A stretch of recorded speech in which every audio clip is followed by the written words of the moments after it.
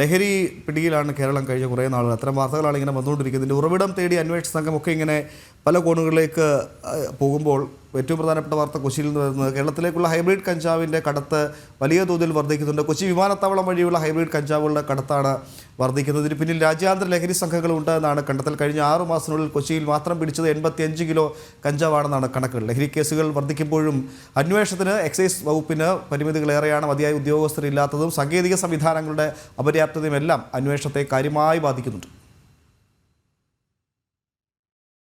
കഴിഞ്ഞ വർഷം നവംബറിലെ മാത്രം കണക്കുകളിൽ 10 കോടി രൂപയുടെ ഹൈബ്രിഡ് കഞ്ചാവാണ് ലഹരി മാഫിയ കടത്തിയത്. ഹൈബ്രിഡിൽ സിന്തറ്റിക് ലഹരി കൂടി കലർത്തിയാണ് വിതരണം. വിമാനത്താവളങ്ങളിൽ കസ്റ്റംസും DRIയും നിരീക്ഷണം ശക്തമാക്കിയിരുന്നു.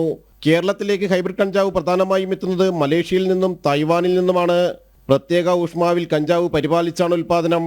എക്സൈസും ഹൈബ്രിഡ് കഞ്ചാവ് കേസുകൾ പിടികൂടുന്നുണ്ട്. സേനാബലവും സാങ്കേതിക സൗകര്യങ്ങളും വർദ്ധിപ്പിച്ച് എക്സൈസിനെ കൂടുതൽ കാര്യക്ഷമമാക്കേണ്ടതുണ്ട്. 5 പോലീസ് സ്റ്റേഷൻ പരിധികൾക്ക് ഒരു എക്സൈസ് റേഞ്ചാണുള്ളത്. അന്വേഷണത്തിന്റെ ഭാഗമായി ഫോണിന്റെ CDRും മറ്റു വിവരങ്ങളും പോലീസ് വഴി മാത്രമാണ് എക്സൈസിന് ലഭിക്കുന്നത്. എന്നാൽ ലഹരി ഇടപാടുകൾക്കെതിരെ ശക്തമായി നീങ്ങുകയാണ് എക്സൈസ് ഡിപ്പാർട്ട്മെന്റ് എന്ന് joint excise commissioner Sunu C പറഞ്ഞു.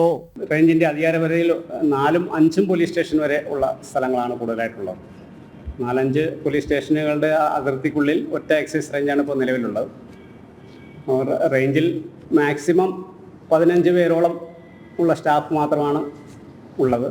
പക്ഷേ എന്നാലും ആത്മാർത്ഥമായിട്ട് ജോലി ചെയ്യുന്നത് കൊണ്ടാണ് ഇത്രയധികം കേസുകൾ കണ്ടെത്താൻ എക്സൈസിന് കഴിയുന്നത്.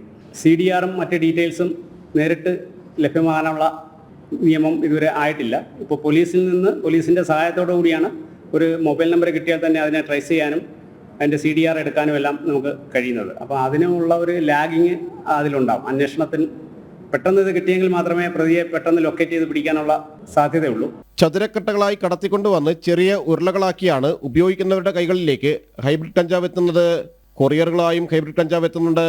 പോലീസും എക്സൈസും പ്രത്യേകമായി നടത്തുന്ന പരിശോധനകളിലും നിരവധി ലഹരി കേസുകളാണ് പിടിക്കപ്പെടുന്നത്. ജനം, കൊച്ചി.